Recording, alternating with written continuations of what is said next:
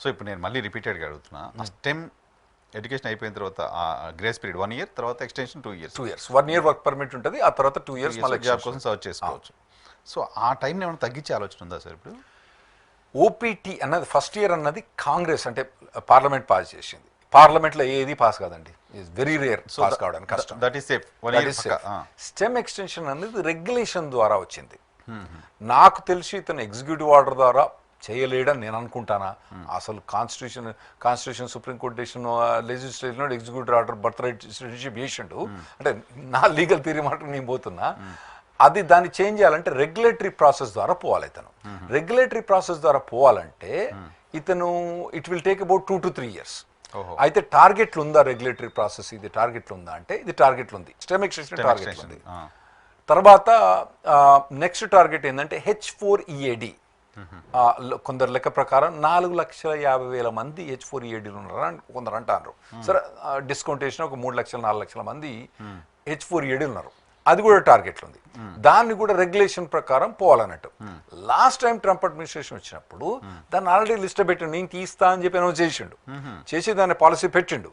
కానీ దాన్ని పాస్ కాకముందే గెలుస్తా అనుకున్నాడు, గెలవలేదు కాబట్టి పోయింది. ఈసారి ఇప్పుడు మాకు మార్చ్లో రెగ్యులేషన్స్లో ఏవేవి పాస్ చేస్తాడని చెప్తాడు, మాకు మొదలు చెప్తాడు అన్నట్టు. మొత్తం డ్రాఫ్ట్ ఇయ్యడు, ఆ సమరీ ఇవి టచ్ చేస్తానని చెప్తారు, ఆ లిస్ట్ ఇస్తాను. ఆ లిస్ట్ మార్చిలో చూడాలి, మేము ఏమొస్తుంది అని చూడాలన్నట్టు. H4EAD ఈ మార్చిలో వస్తుందా లేదా అంటే మళ్ళీ సెప్టెంబర్ అక్టోబర్లో పెడతాడా అన్నది చూడాలి మేము. లాస్ట్ టైం మనం ఇంటర్వ్యూలో మాట్లాడుకుంటున్నప్పుడు ఈ ట్రంప్ ఉన్న 4 years మీరు దేశం దాటకపోతే బెటర్ అనే మాట చెప్పారండి. సో దేశం దాటకపోతే బెటర్ అనే మాట ఎవరికి వర్తిస్తుంది? లీగల్గా యుఎస్లో ఉన్నారనుకోండి, ఇప్పుడు స్టూడెంట్ వీసా మీద ఉన్నారు మన వాళ్ళు. స్టూడెంట్ వీసా మీద నుంచి H1B వచ్చింది. వచ్చిన తర్వాత వాడు H1 మీద అక్కడ ఉంటేనేమో పర్వాలేదు, వాడు ఇక్కడ స్టాంపింగ్ వచ్చింది అనుకోండి, ఇక్కడ వానికి వీసా వేయలేకపోతే అట్లుంటారండి. తర్వాత మీరు H1 మీద పోయినరు, ఇక్కడ నుంచి టాటా కన్సల్టెన్సీ ఏదో కంపెనీ నుంచి పోయినరు, ఆడ 3 years తర్వాత మీరు మళ్ళీ తర్వాత H1B ఎక్స్టెండ్ చేసుకున్నారు. ఎక్స్టెండ్ చేసుకున్న తర్వాత మీకు వీసా అయిపోతుంది కానీ అక్కడ ఉండి పని చేసుకోవచ్చు. మళ్ళీ ఇప్పుడు అనవసరంగా ఎందుకు రావాలి మీరు ఇప్పుడు? ఇంకోటి ఆడ పోరాడు ఉంటాడు, పోలు ఉంటుంది, వాళ్ళిద్దరు పెళ్లి చేసుకోవాలనుకున్నారు. ఇక్కడ అవ్వాయే ఇక్కడ ఉంటారు, వీళ్ళు ఏమంటారు ఇక్కడికి వచ్చి పెళ్లి చేసుకోనరా అంటారు. ఇక్కడికి వస్తే మళ్ళీ వీసాకు రావాలి. నేనేమంటా నీ అమ్మ అక్కడనే చేసుకుంటే అయిపోద్ది కదా, సారీ నా భాష, అక్కడనే చేసుకుంటే అయిపోద్ది కదా అంటే, ఓ మా నాయన మా అత్తారే వాళ్ళని చేసుకుంటానవా, పిల్లలు ఇక్కడ ఉంది అక్కడనే చేసుకుంటే అయిపోద్ది కదా నేను అంటాను. ఇటువంటివన్నీ అనవసరమైన ట్రావెల్స్ బంద్ చేయాలి. అదే వీసా స్టాంపింగ్ అంటే ఇప్పుడు ఇక్కడ ఉండనుకోండి, కాగ్నిజెంట్ ఏదో కంపెనీ పనిచేస్తా అంటే H1B అప్లై చేసిన అనుకోండి, ఇక్కడ కంపల్సరీ వీసా పోవాలి. వీనికేమో గత్యంతరం లేదు, తప్పదు. ఇంకా ఆ పిల్ల పోరగాడు అక్కడనే ఉన్నప్పుడు అక్కడనే పెళ్లి చేసుకుంటే అయిపోద్ది కదా. ఈ తంతంగా ఎందుకు అన్నెసరీ రిస్క్ తీసుకోవడం? అన్నెసరీ రిస్క్ తీసుకోవడం. మరి మీ అవ్వాయే కనుక వాళ్ళకు మెర్సిడీస్ కార్ ఉండి నీకు ఆడి రెడీగా పెట్టిండు అనుకో, వచ్చే నీ ఇష్టం, నా దగ్గర వచ్చి అడగకు అంతే. మీరు మీ అబ్బాయి ఇక్కడ యుఎస్లో ఇండియాలో మంచిగా సంపాదించి మంచిగా పెద్ద విల్లా కొని నీకు ఆడి కార్డు కొని రెడీగా పెట్టినందుకు నీ ఇష్టం వచ్చేసేయి. కానీ కామన్ మ్యాను ఒక్కొక్కరు స్కూల్ టీచర్ ఉంటారండి, వాళ్ళు ఎంత కష్టపడి పిల్లలు పంపించారు. కాకపోతే ఈ స్కూల్ టీచర్లకు అక్కడ వీళ్ళకి అక్కడ పరిస్థితి తెలియదు కదా. ఆ పోరుగాళ్ళు ఎంత కష్టపడుతారు, ఎంత కష్టపడాలి ఇక్కడ రావాలంటే, ఇక్కడ వీసా తీసుకోవాలంటే ఎంత కష్టం ఉన్నదో వాళ్ళకి అర్థం కాదు. మా పెళ్లి కావాలి పెద్దగా కావాలి అందరికి చూపెట్టాలి కదా. అదే పెళ్ళి అన్నది is a union between wife and husband, అక్కడ చేసుకుంటే అయిపోతుంది కదా. ఎందుకు ఎమోషన్స్ ఏందండి, నేనైతే పార్పే చేసేసుకున్నా, ట్రైన్లో ఎక్కి వెళ్ళిపోయినాం, చేసేసుకున్నా అయిపోయింది.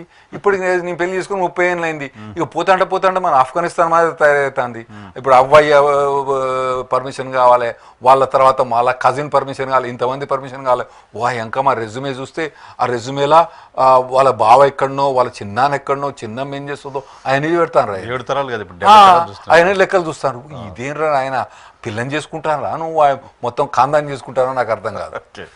అది వేరే విషయం. ట్రావెల్ రాకపోవడం బెటర్, పర్టికులర్గా అక్కడ ఉన్నవాళ్ళు. అవును, అక్కడ ఒక లీగల్ దీంతో ఉన్నవాళ్ళు లీగల్ రాకపోవడం బెటర్. ఎందుకంటే ఇప్పుడు పెద్ద కంపెనీస్ అండి, ఇప్పుడు ఫ్యాంక్ కంపెనీస్ అంటాం కదా, ఫేస్బుక్ కానివ్వండి, అమెజాన్ కానీ, ఇటువంటి కంపెనీ వాళ్ళు కూడా వస్తే వాడు 221 వచ్చి వెయిట్ చేపిస్తాడు. ఆ తర్వాత ఏముంటుంది, అమెజాన్ కంపెనీ అటువంటి ఎట్లా డినై చేస్తాడు, డినై చేయరాదు కదా. సరే వాడు మొత్తం ఎంక్వైరీ చేసుకుంటాడు, 4 నెలలు 5 నెలలు అయితే వాడు అమెజాన్ ఉంటాడా, నీ ఇంకా నీ జాబ్ ఇంకొనికి ఇచ్చేస్తానా పోండి, ఉన్నది పోయింది ఉంచుకున్నది పోయింది. అటువంటివన్నీ అవాయిడ్ చేయొచ్చు వీళ్ళు. ఎవరు భయపడాలి? స్టూడెంట్స్ అక్కడ ఉన్న వాళ్ళు ఎవరు బాగా భయపడాలి? అందరూ భయపడాలి, అందరూ భయపడాలి, అందరూ భయపడాల్సిందే. అందరూ ఇదివరకు ఏవైతే లాస్ ఎట్లయితే ఇమిగ్రేషన్లో ఇంప్లిమెంట్ అయినాయో అంతకన్నా చాలా స్ట్రిక్ట్గా ఇంప్లిమెంట్ అవుతున్నాయి. పర్టికులర్గా మన ఈహా టీవీలో మన క్యారియర్ గైడ్ ఉంది, మేము ఎవ్రీ వీక్ వచ్చి మేము చెప్తా అంటాము, మీరు అవి కంపల్సరీ వినాలి. కంపల్సరీ ఏదైతే ఎవరైతే పిల్లలు అక్కడ ఉన్నారో లేదా మీ పిల్లలు కానీ అక్కడ ఉండే పిల్లలు కానీ ఇది రెగ్యులర్గా వింటే బెటర్. ఎందుకంటే మేము కంటిన్యూస్గా మేము యూట్యూబర్ కాదు, నేను టీవీ స్టేషన్లో వచ్చినాను కాదు, యాక్టివ్గా ప్రాక్టీస్ చేసేవాడిని కాబట్టి మాకు ప్రాక్టికల్ డిఫికల్టీస్ తెలుస్తాయి. తర్వాత మేము 13 ఏళ్ళ నుంచి మీకు ఫ్రీ కాన్ఫరెన్స్ కాల్ అండి, ఎవ్వరు కూడా వచ్చానా వచ్చి క్వశ్చన్ అడగొచ్చండి. మా వెబ్సైట్ పోతే ఫ్రీ కాన్ఫరెన్స్ కాల్ 13 ఏళ్ళ నుంచి ప్రతిరోజు నేను 20 నుంచి 25 మందికి ఆన్సర్ చేస్తాను క్వశ్చన్. ఓకే, మీ వెబ్సైట్కి రావచ్చు. వెబ్సైట్కి వచ్చి అక్కడ జూమ్ కాల్ ఉంటుంది ఆన్లైన్. అయితే ప్రతి 13 ఏళ్ళ నుంచి 20 నుంచి 25 మందికి every day only 5 days. By what time? దాని టైమింగ్ వేరియేషన్ అండి, అంటే యూఎస్ టైమింగ్స్లో ఉంటాయి కదా, యూఎస్ టైమింగ్స్లో ఒకటేమో 11:30, ఒకటేమో 3:30, ఒకటేమో 4:30 టైంలో ఉంటుందండి. సో అట్లా మీరు వెబ్సైట్ అడ్రస్ rnlawgroup.com rnlawgroup.com అది firm name Reddy Newman Brown rnlawgroup everyday 13 free, అందులో మీరు ఛార్జ్ చేయమండదండి. సో ఇటువంటి అన్ని కూడా మీరు పార్టిసిపేట్ చేసి క్వశ్చన్ అడగవచ్చు. ఏదైనా కాంప్లెక్స్ క్వశ్చన్ ఉంటేనేమో కన్సల్టేషన్, చిన్న క్వశ్చన్ ఉంటే అందుకోసం వాళ్ళకి సంబంధించిన డౌట్స్ అని నేను అడుగుతున్నాను. చాలా క్లారిఫై అయితే చాలా మంది ఫస్ట్ మీరు క్యారియర్ గౌడ్ చూడండి, ఆ తర్వాత మీరు ఇంకా కొద్ది క్వశ్చన్స్ ఉంటే